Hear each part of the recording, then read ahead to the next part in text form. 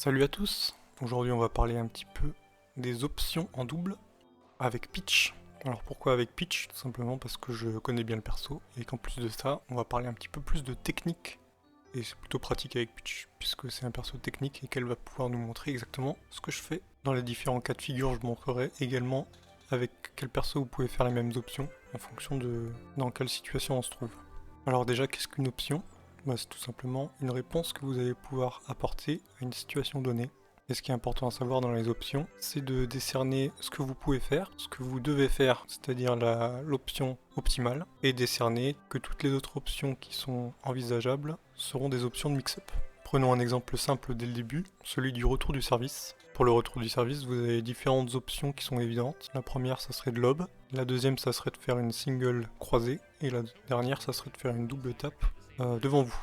Ici, même si c'est compliqué de savoir quelle est l'option la plus optimale, la plus intéressante reste la single croisée, puisqu'elle va ouvrir énormément d'options si vous faites lunge votre adversaire au filet. Mais là, l'exemple est très bien, puisque vous comprenez bien que si vous faites toujours ça, ça va être facile pour votre adversaire d'anticiper, et la punition sera immédiate. D'où l'intérêt de varier vos options, et c'est valable pour tous les coups. Alors là, on se retrouve avec Peach, donc on va parler un petit peu de gameplay au filet, savoir qu'il y a une dualité entre les différents gameplays au filet, c'est-à-dire le gameplay de position et le gameplay de mouvement. Sachant qu'à l'inverse du simple, le double est plutôt un mode de placement plutôt qu'un mode de déplacement, on va voir un petit peu la différence entre les deux gameplays. Le gameplay de position, c'est un gameplay qui favorise le placement. C'est-à-dire que vous allez avoir tendance à précharger, ce qui va vous permettre d'être dangereux dans les phases d'avantage et de désavantage. Vous allez beaucoup lunge, mais ça va vous permettre à votre équipe de build de l'énergie. Le gameplay de mouvement, ça va être significativement l'inverse. Vous allez avoir un gameplay basé sur le déplacement, vous allez très rarement précharger, vous ne serez pas dangereux lors des phases de désavantage, vous allez être susceptible de vous faire body shot par certaines frappes, vous allez très peu lunge parce que vous allez beaucoup utiliser le slow time, mais en contrepartie vous allez perdre de l'énergie en jouant comme ça. Donc il n'y a aucun joueur qui ne joue que en gameplay de position ou que en gameplay de mouvement. La question, ça va juste être dans quelle proportion vous allez utiliser l'un ou l'autre. Donc là à l'écran vous avez moi-même et Gundy qui est une des meilleures joueuses au filet du monde. Et je vous laisse repérer à quel point on joue principalement en gameplay de position plutôt qu'en gameplay de mouvement. Les seuls vrais moments où on joue en gameplay de mouvement, c'est lorsqu'on est en phase d'avantage. Et du coup on va slow time et essayer de trouver la meilleure position pour tenter de finir le point. Pour ce qui est du gameplay au filet, vous avez la possibilité de faire ça avec d'autres persos, donc je vous mets quelques exemples non exhaustifs ici. On va pouvoir commencer à parler un petit peu de technique du coup. Ce qui est important à savoir au filet, c'est les différentes options de frappe que vous avez. Vous avez le lob, l'amorti, la bleue, donc la coupée ou la slice, et la violette, la flat ou la plate. En ce qui concerne l'amorti, c'est une option que j'utilise relativement peu, sauf dans les options là où elles sont plutôt évidentes, sachant qu'elles seront beaucoup plus utiles sur les terrains lents comme clé par exemple, que sur des terrains rapides avec des forts rebonds comme Knight ou Grass. Là où Gundy l'utilise mieux que moi, c'est qu'elle utilise l'amorti à chaque fois que son adversaire au filet subit un knockback depuis la baseline. Et ça pose énormément de difficultés à l'équipe adverse, parce que la baseline adverse doit se repositionner en fonction, et du coup créer un déséquilibre dans l'équipe à chaque fois. En ce qui concerne le lob, il sera utile à partir du moment où vous considérez que toutes les autres options sont potentiellement dangereuses au moment où vous faites votre frappe, en considérant également que à partir du moment où votre lob n'est pas un lob de niveau 2, surtout sur terrain lent, ça sera quand même une balle relativement facile pour vos adversaires pour commencer à créer des setups. Cela dit, le lob reste très fort parce qu'il vous permet d'une part de gagner du temps pour vous replacer potentiellement, et il est également très fort dans le cas où la baseline adverse ne sait pas trop comment gérer les spam lobs, qui n'est pas forcément donné à tout le monde, même quand on est quelqu'un de très technique, parce qu'il y a des manières de punir les lobs qui sont à apprendre, qui sont pas forcément très évidentes pour tout le monde. Là où ça va commencer à être un peu plus technique, c'est de faire la différence entre quand est-ce qu'il faut faire des violettes et quand est-ce qu'il faut faire des bleus, sachant que la plupart du temps le choix n'est pas toujours significatif, mais il y a des situations préférentielles là où il faut privilégier la bleue par rapport à la violette et inversement. Pour comprendre au mieux le choix des balles, comprendre les caractéristiques de chacune. Commençons par la rouge. top spin ou le lift en français. Le lift, c'est une balle qui va avoir un effet qui va vers l'avant, qui va avoir pour effet d'être une balle relativement haute mais qui va plonger, qui va aller vers le bas. L'une des caractéristiques de la rouge, et qui va le plus nous intéresser ici, c'est que la rouge, c'est la balle qui subit le plus les effets de la balle d'origine de votre adversaire. Si vous ou votre adversaire domine l'échange, la balle qui va être renvoyée si vous faites une rouge sera lente, avec un rebond très fort et un rebond qui sera très proche du filet. A l'inverse, si vous dominez votre échange, vous allez pouvoir proposer une rouge qui sera très puissante, avec une frappe qui sera très proche du filet et avec un rebond très loin du filet. Alors pourquoi je vous parle de la rouge alors qu'on est en train de parler des options au filet? Parce qu'elle est relativement en opposition avec une des frappes qui va nous intéresser, c'est-à-dire la bleue. Cette opposition vient du fait que la bleue, c'est le type de frappe qui subit le moins les effets de la balle d'origine de votre adversaire. En fait, la slice ou la coupée, c'est une balle qui sera toujours une balle rapide. Et ce, quel que soit si vous êtes en position d'avantage ou de désavantage. Et le fait qu'elle ne subisse pas le tempo de l'échange fait que ça va être une balle parfaite pour surprendre votre adversaire. La bleue, du coup, en tant que balle rapide, c'est la balle parfaite pour punir vos adversaires. Et elle peut punir vos adversaires dans deux cas de figure. Le cas de figure le plus évident, c'est lorsque vos adversaires ou un de vos adversaires lunge en face de vous et que vous pouvez vous mettre en position de punir votre adversaire. Vous allez utiliser la double bleue vers l'adversaire qui a lunge.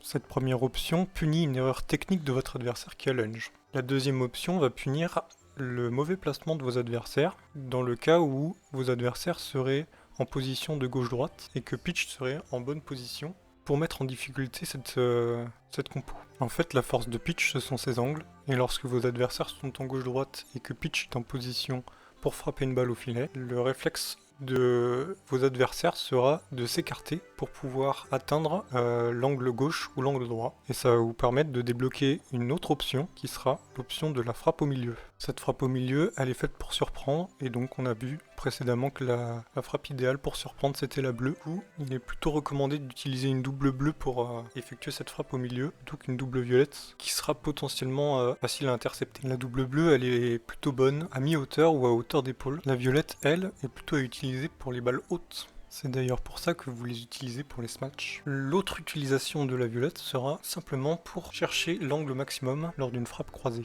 Pour faire simple, lorsque vous êtes proche du filet, ou que la balle est suffisamment haute, ou alors qu'un angle est délaissé par le duo adverse, vous pouvez tenter de faire une double violette croisée et vous serez globalement récompensé pour ce choix. Dans quasiment tous les autres cas de figure, que vous fassiez une bleue ou une violette au filet tant que c'est une double tape, on n'aura pas énormément d'incidence. Et nous serons tous d'accord pour dire qu'il est tout de même compliqué d'avoir le réflexe de trouver toujours la bonne couleur lorsque vous êtes si proche du filet. Bon, je pense qu'on a suffisamment détaillé toutes les options qu'il était possible de faire au filet en phase offensive. On va donc pouvoir parler d'autres situations, et notamment la situation là où vous êtes au niveau du T avec Peach ou avec d'autres personnages. Ce qu'il faut savoir, c'est que moi je conseille de jouer Peach uniquement au filet, mais il y a des situations là où c'est intéressant de la faire descendre un petit peu, et c'est des situations là où Peach a du mal à jouer justement au filet. Ce genre de situation, elle arrive notamment quand Peach est amené à jouer contre des persos qui ont de forts angles, donc notamment des persos techniques. Il y a deux problèmes qui vont se soulever avec ces persos techniques justement. Le principal problème, c'est que s'ils restent tous les deux sur le T en gauche-droite, ils vont pouvoir, grâce à des single tap, trouver des angles là où Peach va être obligée de jouer en gameplay de mouvement plutôt qu'en gameplay de position, et donc elle va être obligée de slow pour récupérer les single taps adverses. L'autre cas, et c'est un petit peu le point faible de la formation filet baseline, c'est que les persos techniques vont pouvoir avoir des angles assez importants lorsqu'ils vont pouvoir charger un amorti de niveau 3, et ils vont notamment pouvoir trouver un angle suffisamment fort pour déstabiliser le perso au filet et pouvoir mettre un amorti très bien placé dans la position opposée à la position du volleyeur. Dans ces deux cas-là, il est cohérent de vouloir reculer un petit peu Peach et de la jouer plus en gauche-droite, à condition que la baseline initiale à côté en soit capable. Il est de manière générale également possible de jouer Peach constamment en gauche-droite, mais dans ce cas-là, on préférera l'associer à des joueurs qui ont un niveau technique relativement élevé, et notamment le niveau A++ en simple standard. Pour essayer de comprendre pourquoi, on peut essayer de voir qui sont les meilleurs pitchs en gauche-droite en double, et on se rend compte que la quasi-totalité de ces joueurs sont des joueurs qui eux-mêmes ont le niveau A++ en simple standard. La raison pour laquelle c'est le cas, c'est que jouer en gauche-droite en double, c'est la compo qui ressemble le plus au gameplay du simple standard. Vous serez amené à attaquer avec une position plus basse et parfois à défendre en position de baseline. Et donc vous serez à nouveau amené à jouer sur un gameplay très vertical qui est très relié à ce que vous faites en simple standard, tout simplement. Ici donc vous l'aurez compris, pour bien jouer pitch en gauche-droite en double, il vous suffira potentiellement de vous entraîner à la fois dans cette composition et aussi en simple standard et de vous rapprocher du niveau des A++. Ce niveau-là vous permettra de gérer la position OT, de gérer les offensives avec pitch, mais également de gérer les phases défensives qui sont plus complexes avec ce genre de personnage. Ça vous permettra aussi d'étudier les points forts de pitch et de les transposer dans votre compo gauche-droite. Ces points forts en question, ce sont notamment ces doubles bleus au niveau du T à la volée, ces single tap rouges avec beaucoup d'angles, ainsi que ces lobes niveau 2 qui auront la particularité de potentiellement être hors de portée d'une baseline qui voudrait faire un TS habituel. On va pouvoir considérer qu'on a fait à peu près le tour de ce qui est possible de faire en gauche-droite, donc du coup on va se concentrer maintenant sur les options qui sont disponibles avec pitch ou avec ce genre de personnage dans une situation de baseline. Dans les deux types de composition gauche-droite et filet baseline, grosso modo on peut partir du principe que pitch n'a pas grand chose à faire en baseline, mais on peut essayer de distinguer deux situations. La première, c'est celle que j'encourage pas trop à faire, c'est celle de vouloir aider la baseline si elle est en difficulté. En général, les joueurs qui essayent de faire ça se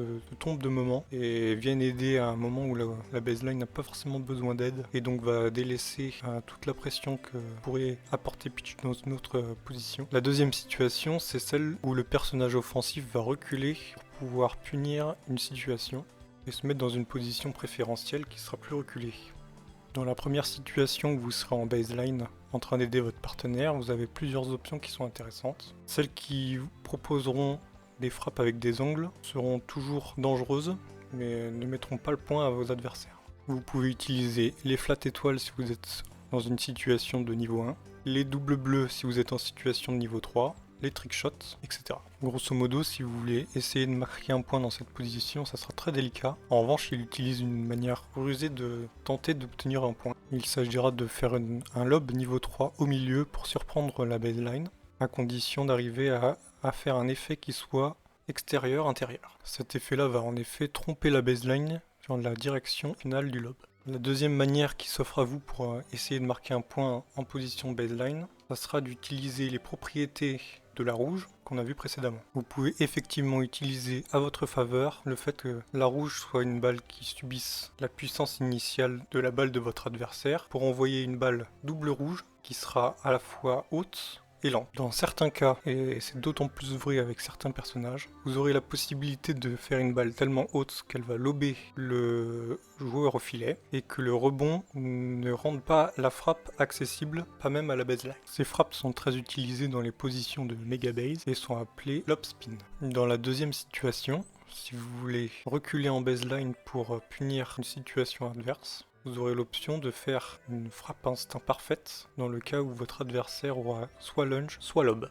La frappe instinct est dite parfaite lorsqu'elle s'enclenche tout de suite. Elle ne l'est pas lorsque le personnage doit attendre que la balle aille dans sa position pour s'enclencher. En procédant de cette manière, vous pourrez trouver des angles très intéressants à vos frappes instinct, même si vous n'êtes pas trop habitué à en faire.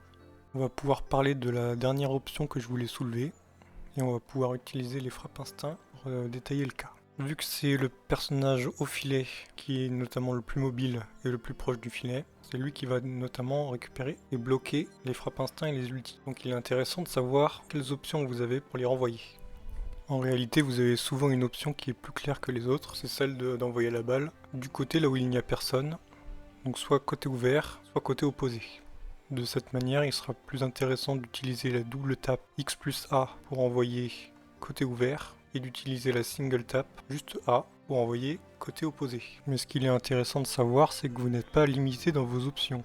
Vous n'avez pas juste trois options qui est l'angle ouvert, l'angle croisé et la frappe au milieu. En effet, les options sont bien plus larges que ça, puisque en fonction de l'orientation du stick, vous pouvez tirer dans la direction que vous souhaitez, et peu importe le degré de précision. Ainsi, les options qui s'offrent à vous dans ces cas-là sont plus complexes que juste gauche, droite ou milieu, et vous avez l'opportunité de tirer dans des endroits spécifiques qui vont vous permettre soit de tenter de faire lunge, soit de tenter des dead zones improbables. En plus de ça, ce genre d'option ne se limite pas que pour l'interception des frappes instinct et des ultis, mais bel et bien sur tous les types de frappes. Bien, je pense que je suis allé au bout. J'espère que parler un petit peu technique avec moi vous aura un peu intéressé. Et du coup, je vous dis à plus pour la prochaine vidéo. Bye!